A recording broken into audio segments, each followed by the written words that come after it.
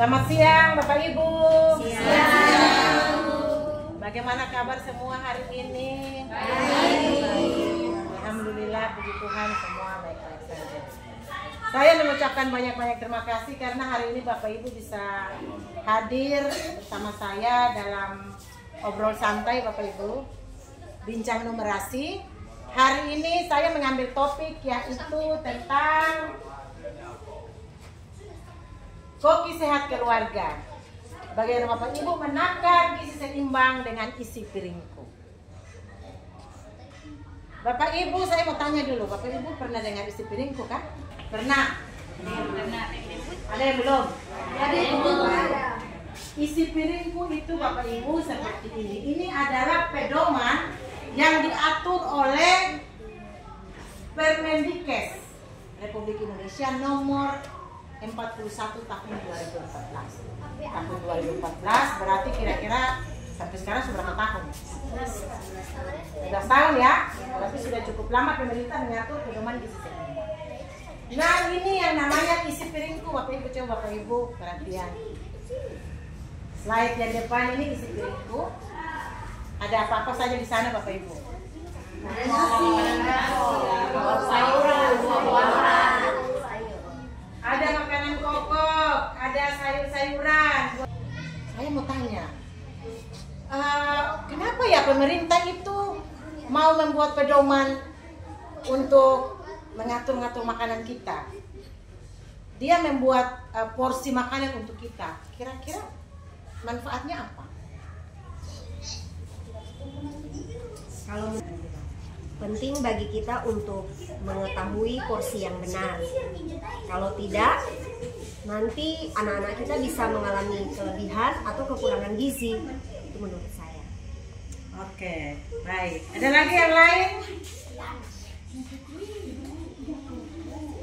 Silakan, Eca Mama. Untuk menghindari kita agar terhindar dari obesitas Ibu, jadi ini porsi makan nanti bisa seimbang untuk protein, karbohidrat dan sayurnya.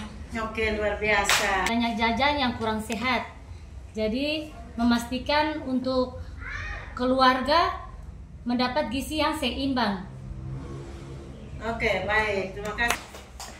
Nah, kalau Ibu, kalau Bapak ini kan belum tentu jadi koki di rumah, tetapi kalau mama-mama ini kan sudah terbiasa jadi koki, menyiapkan makanan untuk keluarga.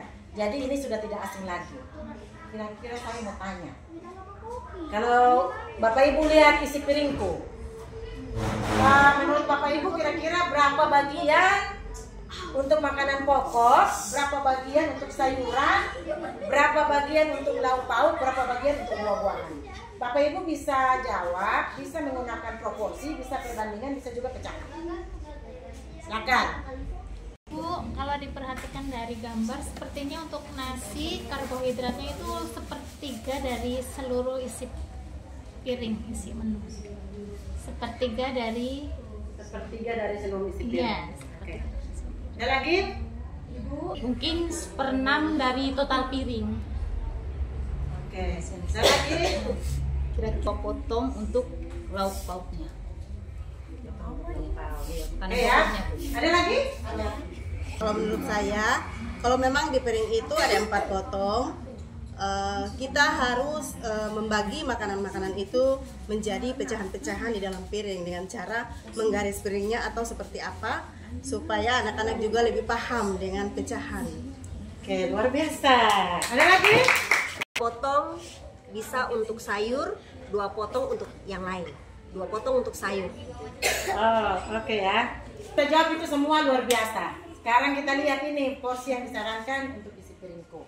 Tadi sudah disampaikan bahwa makanan pokok sekitar 1/3 piring. 1/3 piring berarti bisa jadi 3 centang nasi. Itu isi piringku. Kemudian lauk pauk sekitar tadi 1/6 piring ya.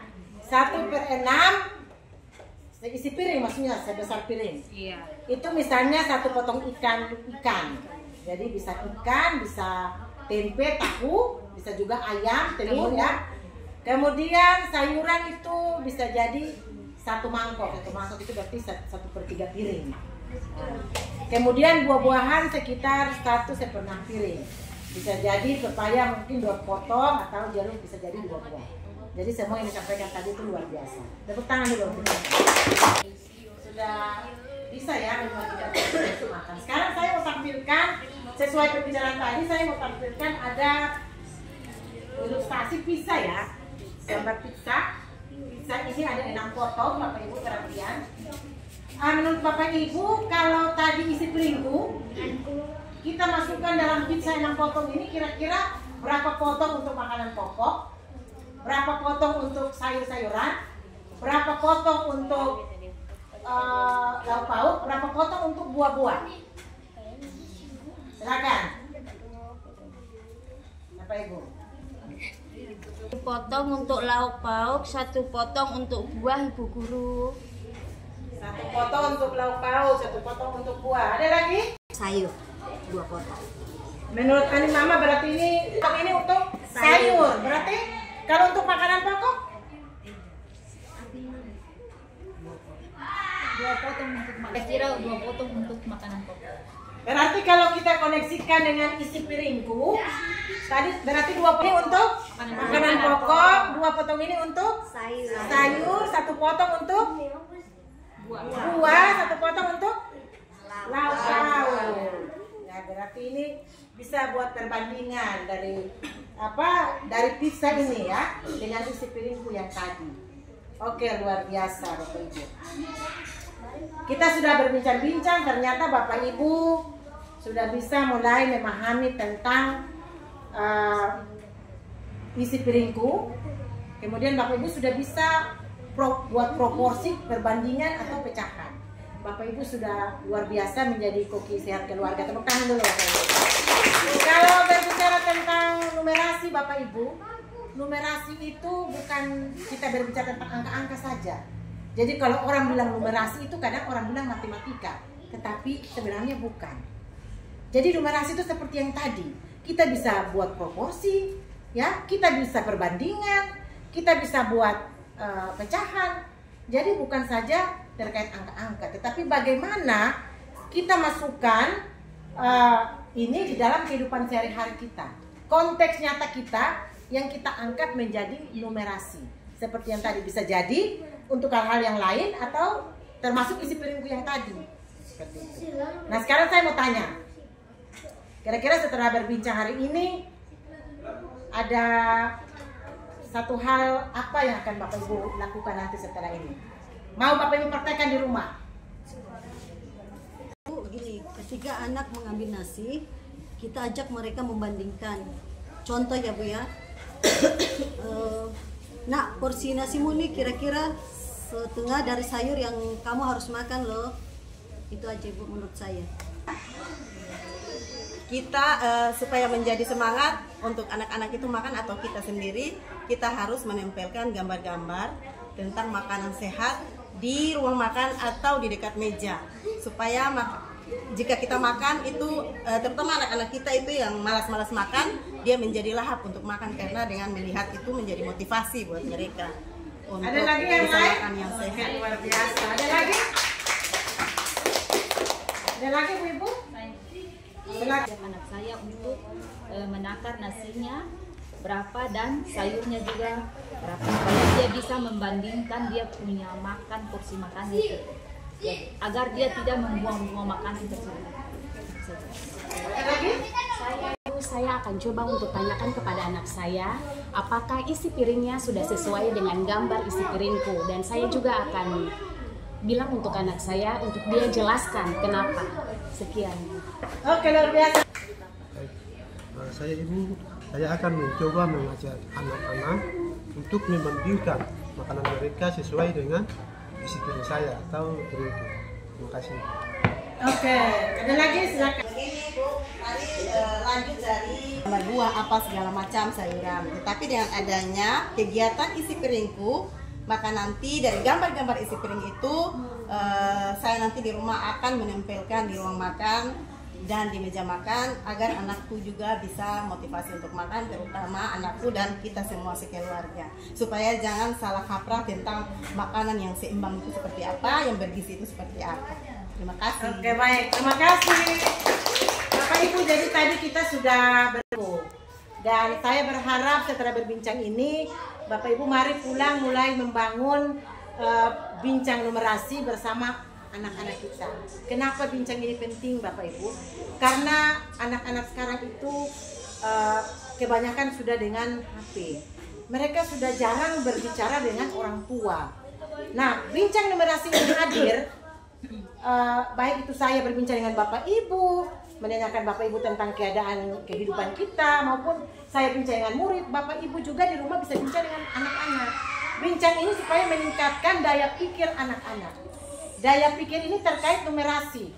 Yang numerasi ini kan tadi saya bilang bukan angka-angka saja, tetapi bisa jadi itu proporsi, bisa jadi itu dalam perbandingan, atau ada hal yang lain. Contohnya juga begini Bapak Ibu, bisa Bapak Ibu bangun percakapan atau bincang numerasi terkait dengan waktu.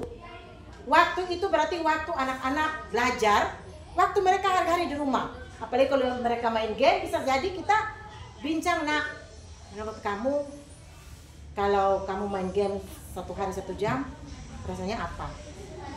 Lalu apa yang akan kamu buat? Jadi di dalam perbincangan itu tanyakan dia apa yang nanti dia lakukan. Mungkin, ma berarti saya buat jadwal. Oh nanti saya buat jadwal ya, saya buat belajarnya itu belajar kemudian bisa main HP pakai blog-blog gitu, main HP-nya pakai blog. Nah kalau kita berbincang terus dengan anak setiap waktu, walaupun berbincang itu kan bincang santai, jadi seperti hari ini Bapak Ibu tidak usah tegang, santai saja, kemudian kita obrol santai dengan anak juga obrol santai, kemudian nanti anak dia punya komitmen.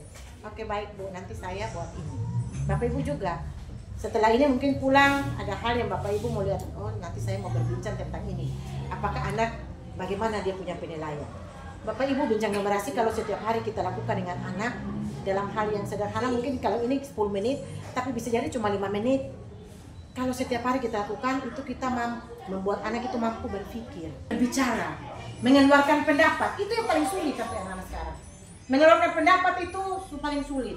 Apalagi mereka mau berpikir sampai ke arah yang lebih tinggi, itu paling sulit. Tetapi kalau dengan bincang numerasi, setiap hari kita gali ke anak-anak, kita sampaikan sesuatu ke mereka, walaupun bukan dalam formal gitu, tidak, sambil mereka ada duduk santai bermain gitu, kita langsung coba bercakap dengan mereka. Kalau setiap hari kita lakukan itu, saya percaya pasti dalam daya pikir mereka, dalam mereka berbicara gitu. Jadi terima kasih sekali, kita sudah selesai dengan bincang numerasi hari ini. Semoga Bapak Ibu pulang ke rumah, Bapak Ibu bisa praktekkan juga bincang numerasi bersama anak-anak di rumah, terutama juga terkait isi piringku tadi Bapak Ibu. Mungkin Bapak Ibu sudah mulai tanya mereka, kalau kalian lihat isi piringku bandingkan dengan porsi yang kalian makan, bagaimana menurut kalian? Berapa perbandingan yang ini, berapa sayurnya berapa? Bapak Ibu tanya berapa bagian.